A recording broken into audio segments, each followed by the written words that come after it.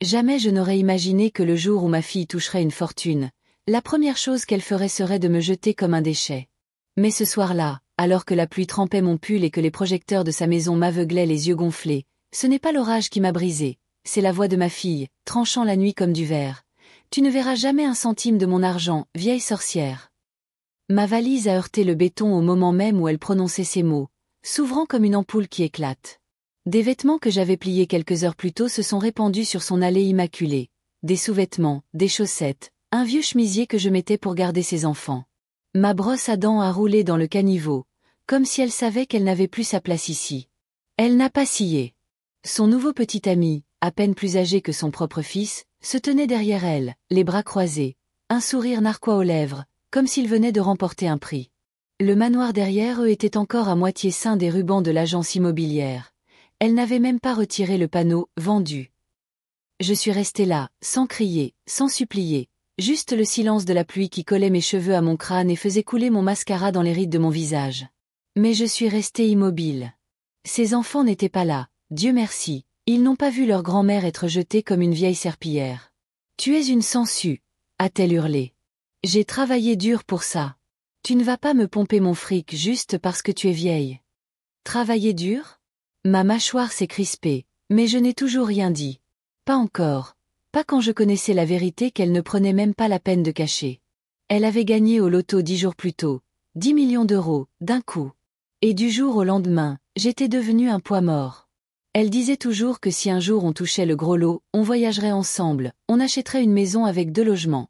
J'aurais mon propre espace, et elle m'aurait toujours près d'elle pour les enfants. Elle disait à ses amis que j'étais son pilier, mais dès que le chèque a été encaissé, elle ne m'a même pas laissé une couverture pour la nuit. J'ai ramassé mes chaussettes sur le pavé, lentement, une par une. Mes mains tremblaient de froid, mais je refusais de la laisser me voir pleurer.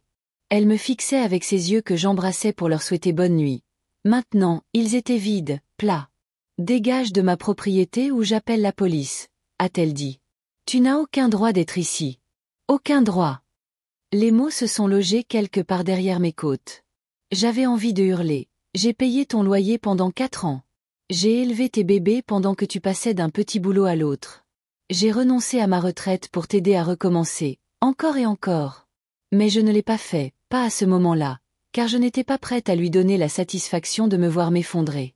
Au lieu de ça, j'ai empoigné ma valise et j'ai reculé.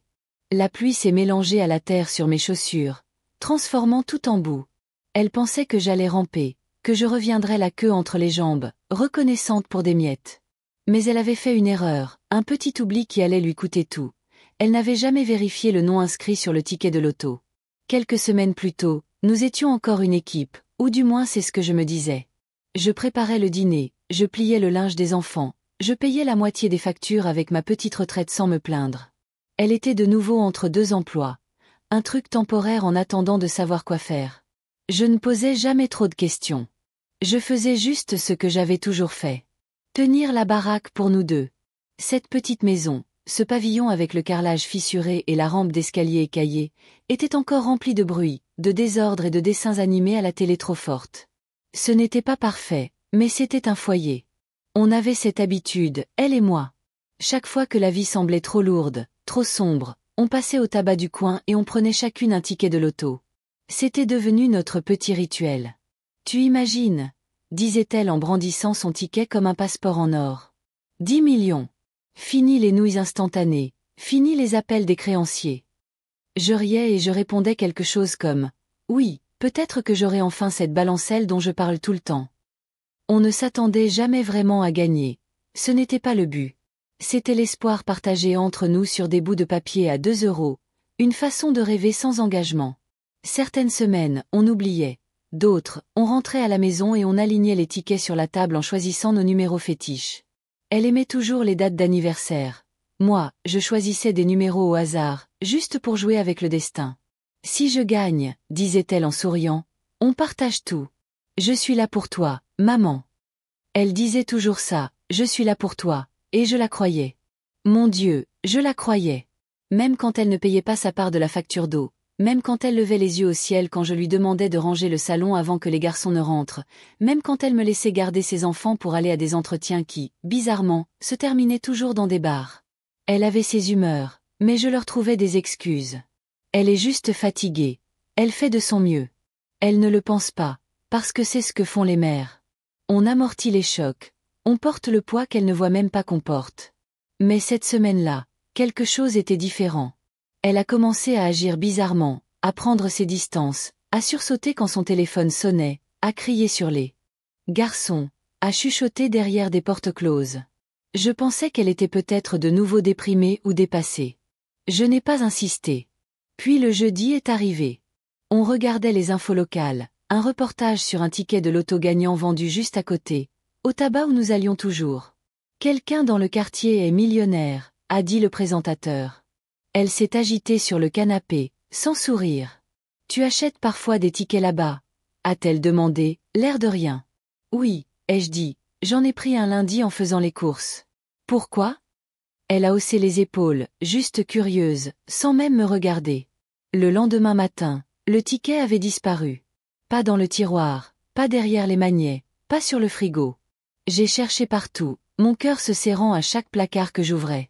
Je ne lui ai pas demandé, je ne voulais pas y croire, parce qu'on jouait toujours ensemble et elle avait promis que si on gagnait, on partagerait. Mais c'est ça le problème avec les promesses faites dans le confort. Elles ne survivent pas toujours à l'opportunité. Ce ticket de loto n'était pas un rêve.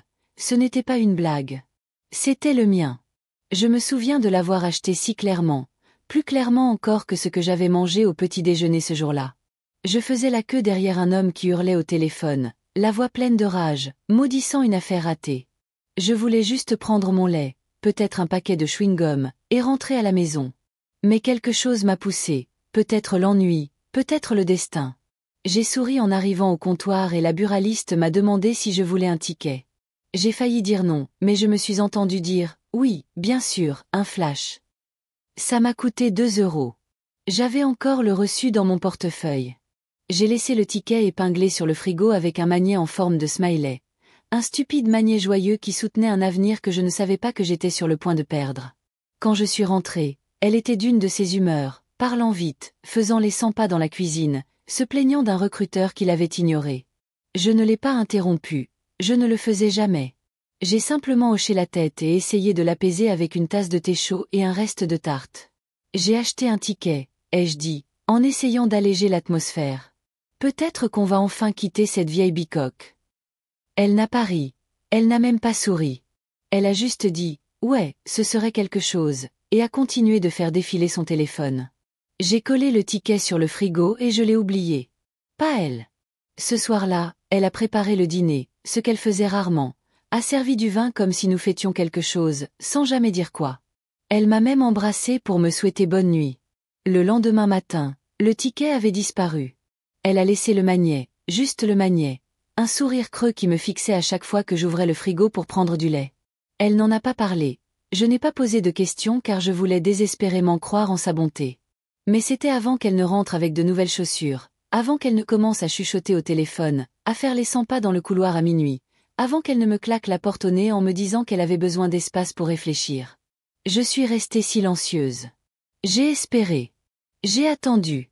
Jusqu'à ce que je ne puisse plus. Quelques jours plus tard, elle se tenait au milieu du salon, mon salon, souriant comme une enfant le matin de Noël et a dit « Tu ne vas jamais croire ça ». Elle a brandi un chèque de 10 millions d'euros. « J'ai gagné », a-t-elle dit, la voix tremblante de joie. « J'ai vraiment gagné, putain ». Je n'ai pas crié, je n'ai pas pleuré. Je l'ai juste regardée, et c'est là que j'ai su qu'elle me mentait en face, car elle n'achète jamais de tickets, n'a jamais d'espèces sur elle, déteste faire la queue, déteste la petite conversation avec les caissiers, et pourtant, soudainement, elle avait les numéros gagnants. J'ai forcé un sourire. Waouh, c'est incroyable. Elle m'a serré fort dans ses bras. Je nous sors enfin d'ici, a-t-elle dit. On va avoir la vie qu'on mérite. Mais je savais. Nous avions une date d'expiration, et elle approchait plus vite que je ne voulais le croire, car pas une seule fois elle ne m'a regardé comme si elle le pensait, et j'avais un pressentiment que je ne pouvais ignorer. Elle avait pris mon ticket, et elle n'avait aucune idée de ce qu'elle avait vraiment volé. 3 jours plus tard, elle était partie. Pas un au revoir, pas un mot, juste une brosse à dents manquante, un placard à moitié vide, et le silence là où sa voiture était garée. J'aurais pu croire qu'elle était sortie faire des courses si ce n'était pas pour le voisin. « Salut, Evelyne », a-t-il dit. debout près de notre clôture mitoyenne, une cigarette entre les doigts. J'ai vu un camion de déménagement devant chez vous vers 5 heures ce matin. Je pensais que vous partiez. J'ai cligné des yeux. Un camion de déménagement? Ouais, un gros camion. 2 types chargeaient des cartons. C'est elle qui les dirigeait, en talons et en peignoir. J'ai dégluti, mon estomac s'est glacé. Je n'avais même pas entendu le camion. Une investisseuse l'a vu taguer une agente immobilière de luxe dans une story avec la légende « Un nouveau départ ». Je l'ai vu poster des boomerangs de flûte de champagne s'entrechoquant sur des toits terrasses pendant que ces garçons jouaient en arrière-plan sans surveillance. L'image de mes petits-fils dans ce chaos a glacé quelque chose en moi. Elle avait troqué la structure contre le spectacle et m'avait remplacé par une nounou qui ne savait même pas écrire leur prénom correctement dans les légendes. Mais le pire n'était pas ce qu'elle exhibait, c'était ce qu'elle avait cessé de montrer, les garçons, de moins en moins. D'abord, une seule photo par semaine, puis plus rien. Je savais ce que cela signifiait. Elle était occupée, distraite, égocentrique. Elle courait après une vie qu'elle n'avait pas vraiment construite pour elle-même, car la vérité, c'est qu'elle n'avait pas gagné cet argent. Elle l'avait volé. Qu'elle le sache ou non, elle bâtissait sa maison de rêve sur du sable. Je ne l'ai pas confrontée, pas encore, car j'avais besoin de plus que de la colère. J'avais besoin de preuves. Alors, j'ai ouvert un tiroir que je n'avais pas touché depuis des années et j'ai sorti le dossier avec mes reçus, mes vieilles listes de courses, et oui, la photo que j'avais prise de ce ticket le jour où je l'avais acheté, juste pour m'amuser. Elle était là, floue, de travers, mais lisible, date, heure, lieu, numéro les miens. Je l'ai imprimée et je l'ai glissée dans la poche de mon manteau, car elle m'avait peut-être abandonnée, mais j'étais sur le point de la ramener de force à la vérité, et cette fois, ce ne serait pas moi qui serais effacée. Je ne suis pas allée la voir, pas encore. Je suis allée au bureau de tabac, le même où j'achetais mon lait, prenais des boîtes de conserve, et payais mes factures par réflexe depuis 15 ans. L'homme derrière le comptoir, Benoît, me connaissait par mon nom. Madame Evelyne, a-t-il lancé quand je suis entrée, ça fait un bail. J'ai souri, mais mon sourire semblait crispé. Benoît, je dois vous demander quelque chose. Vous vous souvenez du ticket de loto que j'ai acheté lundi dernier, celui avec lequel j'ai plaisanté en disant qu'il pourrait changer ma vie? Il a ri. Oui, je m'en souviens. Vous avez dit que vous alliez vous acheter une maison à la plage et laisser la vaisselle à votre fille. Je n'ai pas ri avec lui. Je me suis penchée en avant, baissant la voix. Ce ticket a disparu, et quelqu'un d'autre prétend l'avoir acheté. Son visage s'est décomposé. Attendez, vous voulez dire que le ticket gagnant? J'ai signé au dos, ai-je dit. Je le fais toujours. Il a cligné des yeux. Eh bien merde. Je peux vérifier les enregistrements de sécurité si vous voulez. Mes genoux ont failli flancher. Vous pourriez. 10 minutes plus tard, il m'a emmené dans l'arrière-boutique. L'écran était petit et granuleux, mais j'étais là, mon manteau, mon sac, mes racines grises visibles sous mon bonnet en tricot, tendant un billet et recevant ce petit bout de papier en retour, puis sortant un stylo de mon sac et écrivant quelque chose, mon nom. J'ai couvert ma bouche. Benoît, ça vous dérangerait si j'enregistrais ça? Il a hésité, puis a hoché la tête. Allez-y. J'ai sorti mon téléphone et j'ai appuyé sur enregistrer, pas de mots, juste la preuve. Plus tard dans la journée, j'ai appelé la Française des Jeux. Je leur ai tout raconté, quand j'ai acheté le ticket, où je l'ai acheté, que j'avais la vidéosurveillance, une photo des numéros, et surtout, mon nom signé au dos. La femme au téléphone a marqué une pause quand j'ai fini, puis elle a dit, « Je vais avoir besoin que vous nous envoyiez tout ce que vous avez. Nous allons ouvrir une enquête. » Enquête. Si votre nom est au dos et qu'il correspond aux images, le paiement peut être légalement contesté. Je n'ai pas tressailli, je n'ai pas jubilé. J'ai juste demandé, pouvez-vous geler les gains? Elle a répondu, une fois l'enquête officiellement ouverte, oui. Je l'ai remerciée et j'ai raccroché. Puis je suis restée assise dans ma petite cuisine, celle qu'elle se moquait de trouver démodée, et je me suis enfin permis de respirer. Je ne lui ai pas envoyé de texto, je ne l'ai pas appelée. Laissez-la continuer à siroter son champagne dans son luxe de location, car pendant qu'elle était occupée à acheter du Versace et à couper les ponts, je laissais les faits accomplir ce que des années d'amour n'avaient jamais pu faire, la tenir pour responsable. Et le meilleur dans tout ça? Elle n'avait aucune idée de ce qui l'attendait, pas encore. Mais quand l'argent cesserait de couler, quand les gens cesseraient de l'acclamer, et que le silence s'infiltrerait comme de la pourriture, elle lèverait les yeux et réaliserait que la femme qu'elle appelait une sangsue était celle qui tenait le stylo depuis le début. La première chose qu'elle a faite avec l'argent après avoir disparu, après m'avoir exclu, a été d'acheter des fans, pas littéralement, mais c'est l'impression que ça donnait. Du jour au lendemain, son profil s'est transformé en vitrine. Sac de créateur, brunch au bord de la piscine, se vantant de dépenser 10 000 € en une seule virée shopping comme si c'était de l'argent de poche. Et puis ça a empiré. Elle a commencé à parler de moi. Ça a commencé subtilement. Un post sur le fait d'éliminer les personnes toxiques, puis une photo d'elle trinquant avec de vieux amis sous la légende. Enfin libérée des sangsues. Entourez-vous de gagnants, pas de mendiants. J'ai lu 2 fois, puis j'ai regardé les commentaires. Des rires, des émojis d'applaudissements. Son amie Laetitia. On a toujours su qu'elle était un poids mort. Attends, quelqu'un d'autre. Bon débarras la vieille profiteuse. Vis ta vie, ma belle. J'ai fait défiler des dizaines de commentaires comme ça. Mon visage brûlait. Mon estomac se retournait. Il ne me connaissait pas. Il ne connaissait pas la femme qui sautait des repas pour que sa fille puisse se resservir. Celle qui s'était portée garante pour son bail quand elle était fichée à la Banque de France. Celle qui tenait la main de sa petite fille pendant une fièvre et nettoyait le vomi sur le tapis pendant que sa mère allait en boîte pour se vider la tête. Ils ne savaient pas ce que j'avais donné parce que ma fille ne leur avait jamais dit. Elle m'avait effacé en quelques clics et laissé des étrangers me peindre comme une sorte de parasite pathétique. Je n'ai pas répondu, j'ai juste fait une capture d'écran de chaque commentaire, de chaque post, de chaque tag, puis je les ai imprimés.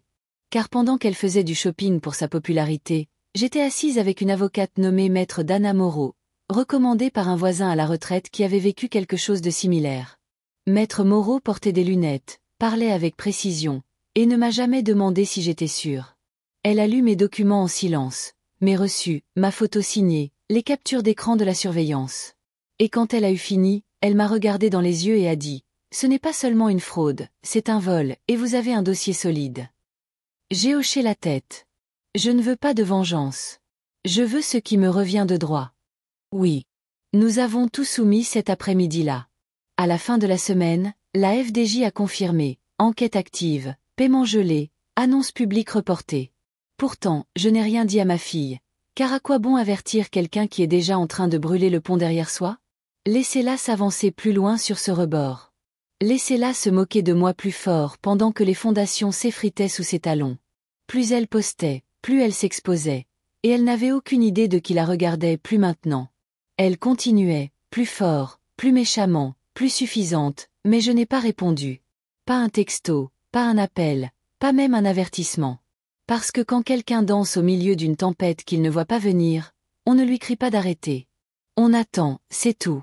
Pendant qu'elle postait des photos avec des légendes comme « Les vraies reines ne demandent pas la permission », j'étais de nouveau dans le bureau de Maître Moreau, en train de signer une déclaration sous serment confirmant la date, le lieu et les circonstances de mon achat. Pendant qu'elle téléchargeait des vidéos vantant son indépendance, j'ai tranquillement transféré des relevés bancaires montrant mon ancien solde avant que l'argent ne disparaisse, la preuve de qui j'étais avant qu'elle ne parte avec mon avenir dans son sac à main. Je suis restée silencieuse, et c'est devenu ma plus grande arme, car mon silence l'a forcée à combler le vide avec du bruit. Un bruit qui a exposé son ego, son impulsivité, son manque total d'attention pour quiconque d'autre qu'elle-même. Elle avait appelé des parents que nous n'avions pas vus depuis des années.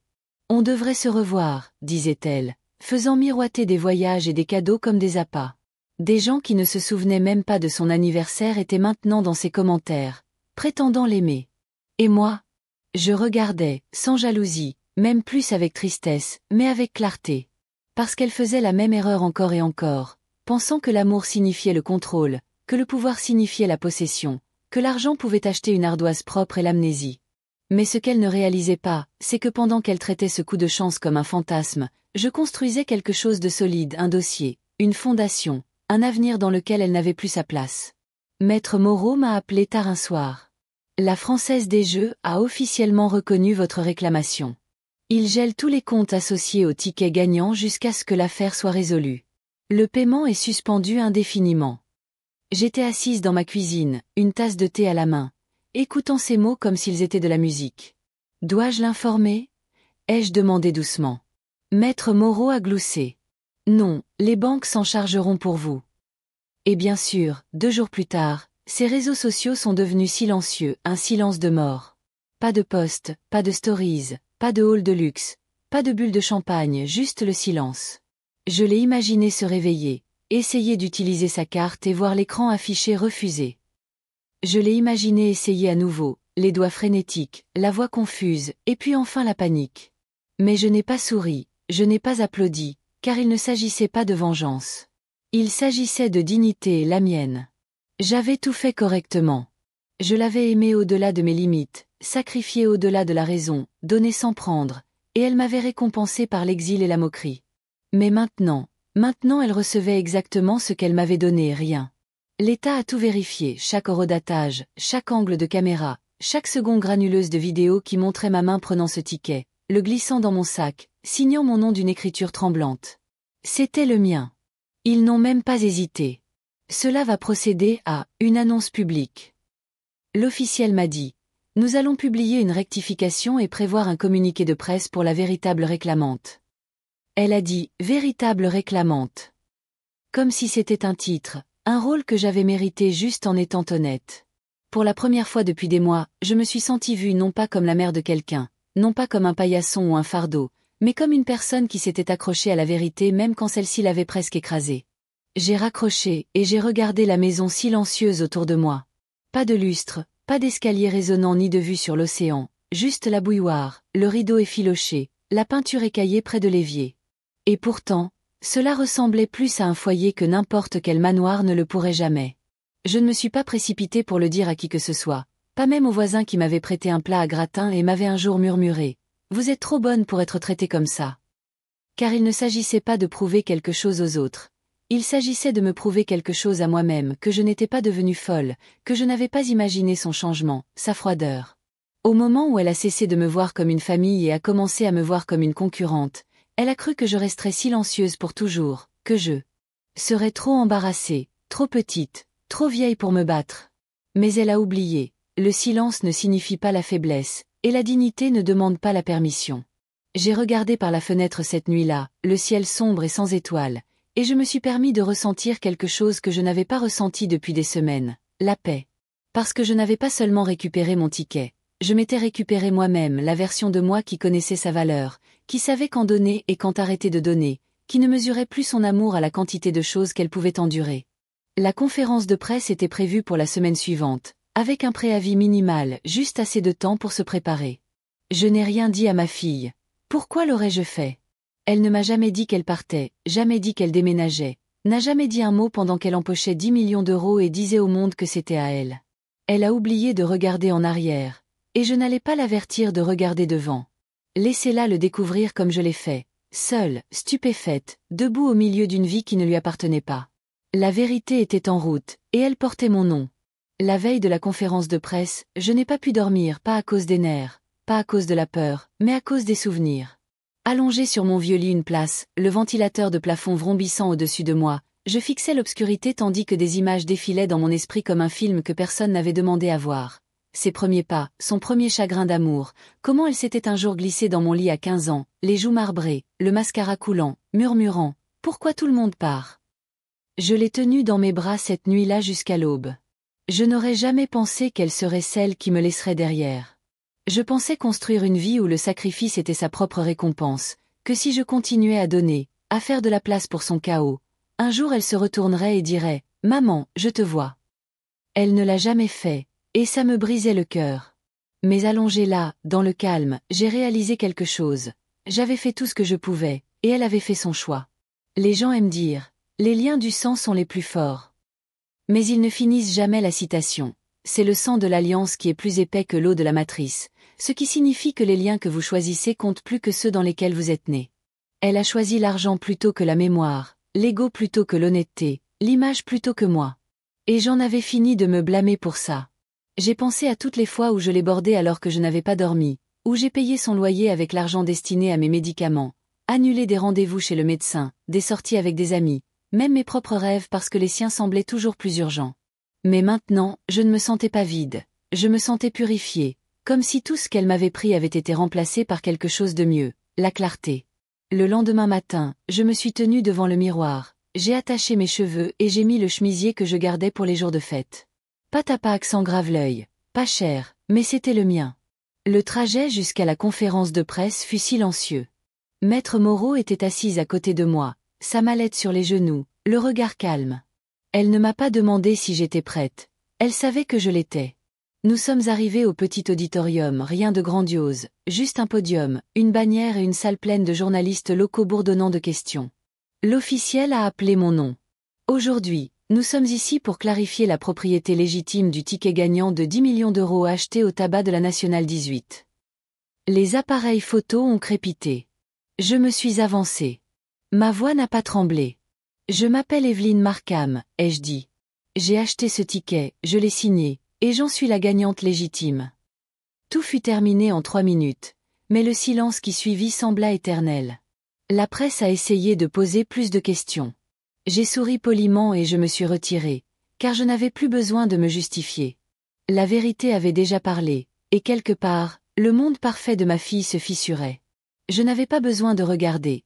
Je savais déjà à quoi cela ressemblait quand les gens réalisent que leur château est construit sur du sable volé.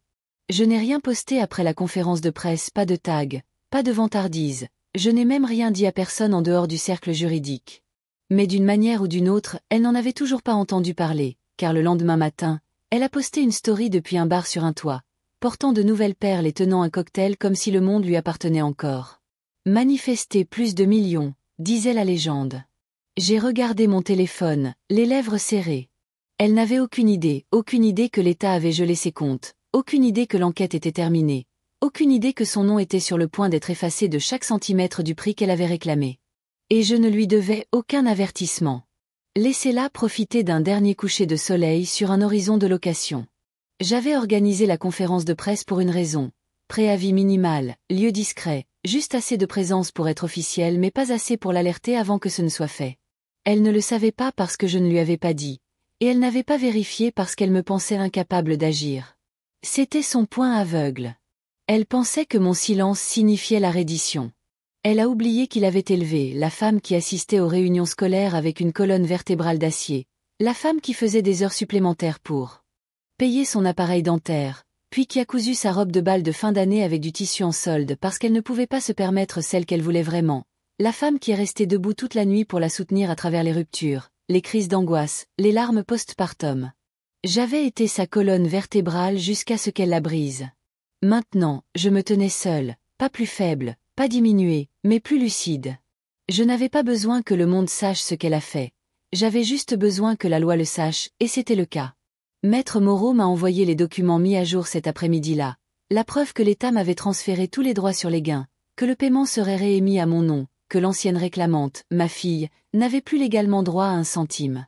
Je me suis assise à la table de la cuisine, le papier à la main, et j'ai respiré. Elle n'avait toujours pas appelé, n'avait toujours rien remarqué, et une partie de moi ne voulait pas qu'elle le fasse, car plus elle restait dans l'ignorance, plus la chute serait brutale. Les gens comme elle ne voient la vérité que lorsqu'il est trop tard, jusqu'à ce que les lumières s'éteignent, que les applications bancaires cessent de fonctionner, que les amis arrêtent de répondre, et que les gens qu'elle a dépensé 10 millions pour impressionner lui tournent le dos sans un second regard. Cela allait arriver. Et quand ce serait le cas, je n'osserais pas la voir, je ne claquerais aucune porte. Je la regarderais simplement dans les yeux et ferais ce qu'elle n'attendait jamais, partir. Au moment où la nouvelle l'a finalement atteinte, l'horloge de ma cuisine a sonné 12h18, et mon téléphone a explosé dans une frénésie, vibrant comme un essaim de frelons en colère piégés dans un bocal. Chaque vibration faisait trembler la vieille table en chêne sous lui, un rappel incessant du monde qui exigeait mon attention.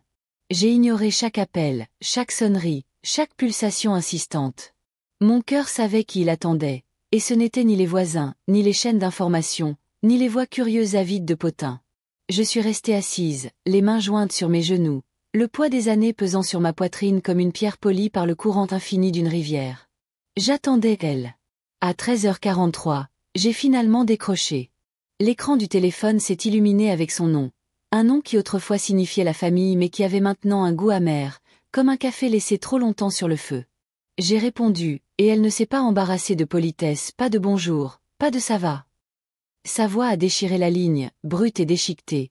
Un cri qui portait le poids d'une vie qui s'effilochait en temps réel. « Tu as volé ma vie », a-t-elle hurlé, ses mots se brisant de panique.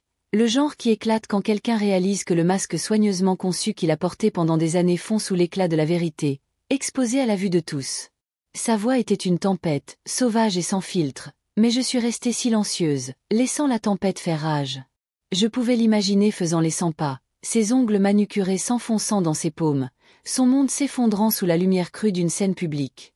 Tu te crois maligne, n'est-ce pas? A-t-elle craché. Tu penses que c'est la justice? Tu m'as humilié devant tout le monde. Qu'est-ce que je suis censé faire maintenant? Comment suis-je censé leur faire face?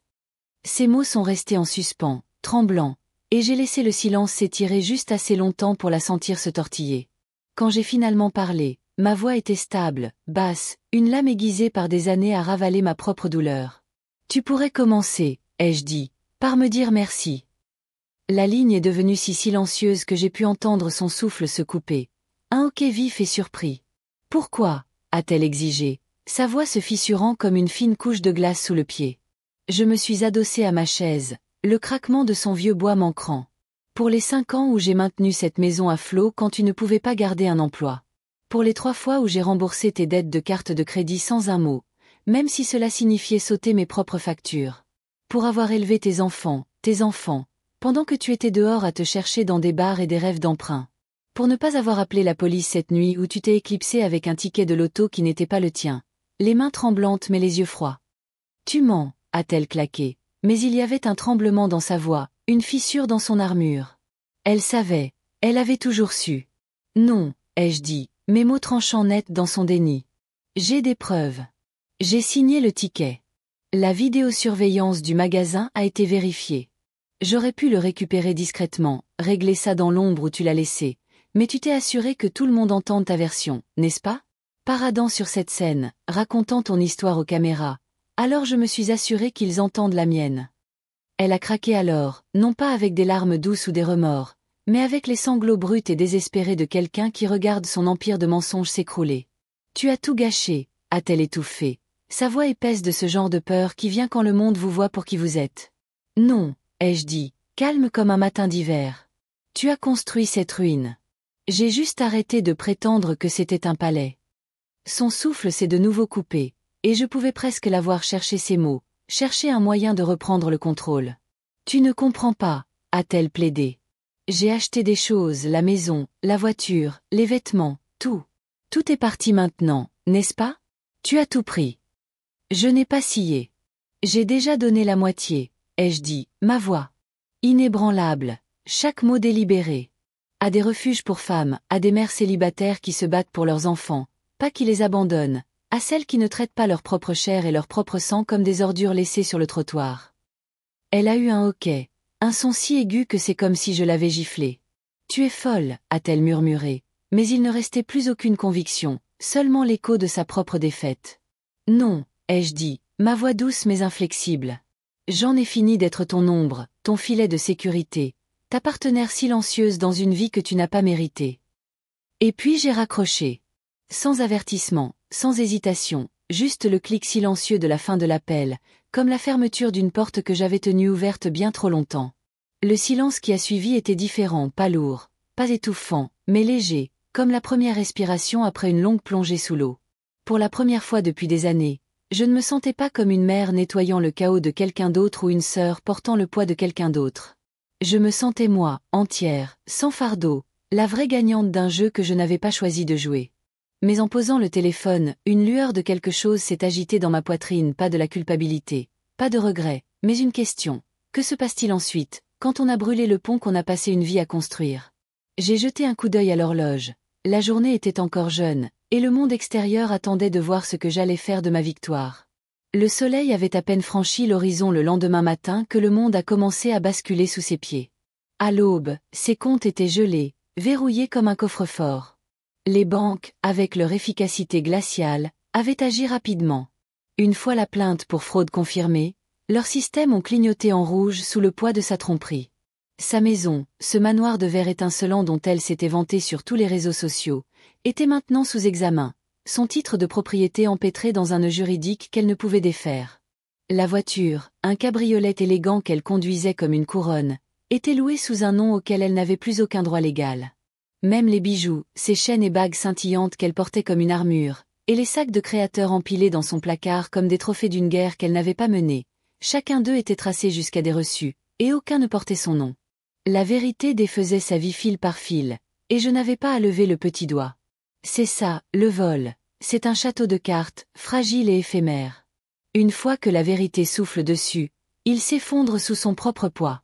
J'ai entendu l'histoire par notre cousine Léa, qui n'avait que récemment été ramenée dans son orbite après 5 ans de silence.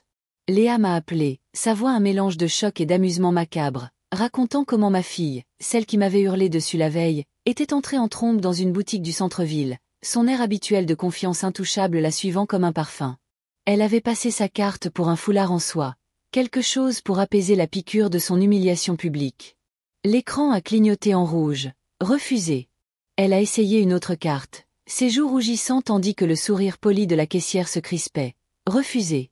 Léa a dit qu'elle était sortie en trombe, hurlant à propos de bugs et de procès, sa voix résonnant sur les murs polis de la boutique. Mais ce n'était pas un bug, c'était la conséquence, froide et inflexible, le genre qu'elle n'avait jamais vu venir parce qu'elle pensait que personne n'oserait la tenir pour responsable, et encore moins moi, la mère silencieuse qui lui tressait les cheveux avant les entretiens d'embauche, lui murmurant qu'elle était capable de tout, même quand elle doutait d'elle-même. Je suppose qu'elle a oublié que j'en étais capable aussi. Je ne sais pas à quel moment exact elle a compris. Peut-être quand la lettre de la Française des Jeux est arrivée, son sceau officiel énonçant sa défaite en encre noire et crue. Peut-être quand l'avis d'expulsion a été scotché à la porte d'entrée de ce manoir, sa façade de verre reflétant son visage stupéfait. Ou peut-être quand elle s'est assise en face d'un avocat, la voix tremblante alors qu'elle essayait d'expliquer comment sa propre mère pouvait lui faire ça, pour voir l'avocat faire glisser un dossier sur la table, calme comme un lac d'été. À l'intérieur, les images de surveillance du bureau de tabac, granuleuses mais sans équivoque, la montrant glisser ce ticket de loto dans son sac à main. Des reçus méticuleusement catalogués, aucun à son nom, et ma signature, audacieuse et claire, sur le ticket qui a tout changé. Chaque preuve était une brique dans le mur qui la refermait sur elle-même. L'ironie était aussi tranchante qu'un vent d'hiver. Elle avait pensé que l'argent la rendait intouchable, une reine dans un château bâti sur des mensonges. Elle avait paradé avec sa richesse, son statut, sa victoire, sans jamais jeter un regard en arrière. En arrière vers la femme qui l'avait soutenue à chaque chute. Mais à la fin, ce n'est pas l'argent qui l'a brisée, c'est la vérité implacable, sans excuse et enfin libre. Elle l'a mise à nu, l'a laissée debout dans les décombres de ses propres choix pendant que je me tenais sur un sol solide pour la première fois depuis des années. Elle s'est présentée 3 jours après la débâcle, sans appel, sans avertissement, juste des coups frénétiques à la porte, comme si elle était encore le centre d'un monde qui avait depuis longtemps cessé de tourner pour elle. Je n'ai pas répondu tout de suite. Je l'ai observée depuis la fenêtre du salon, les cheveux emmêlés, le maquillage coulé, portant un sweat qui ne correspondait pas à la version d'elle qui posait autrefois en peignoir de soie et parlait de laisser derrière elle l'énergie de la pauvreté. Elle ne pleurait pas vraiment, elle était furieuse.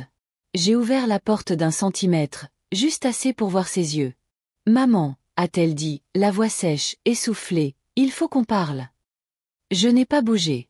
Il n'y a plus rien à dire. Tu ne peux pas me faire ça, a-t-elle claqué. Je ne savais pas que c'était ton ticket.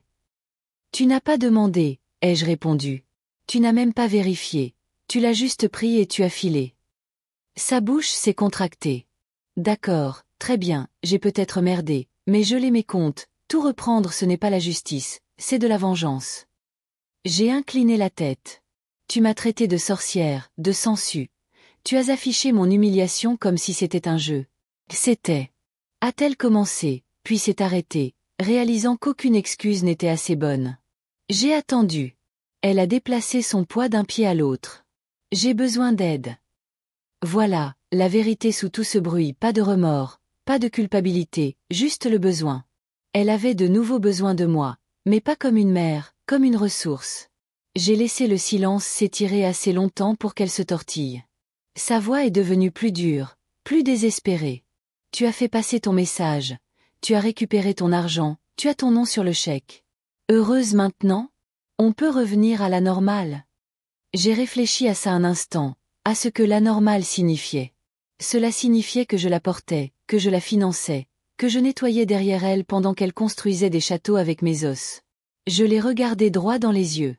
Adieu. Sa mâchoire est tombée. Quoi? Je n'ai pas répété.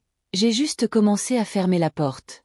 Tu le regretteras, a-t-elle crié, la voix montant. Tu crois que cet argent va te rendre heureuse? Tu crois que tu peux acheter la paix?